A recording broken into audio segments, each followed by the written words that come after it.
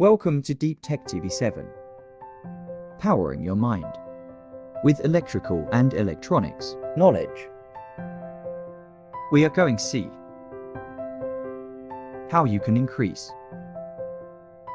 voltage and current of storage battery.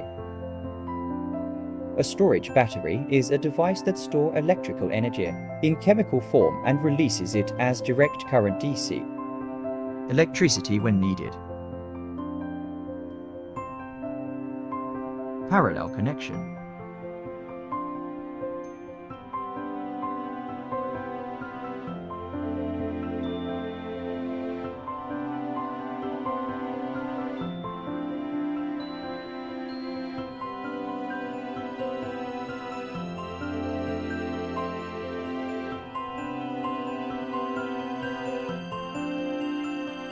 Parallel connection is used to increase the current.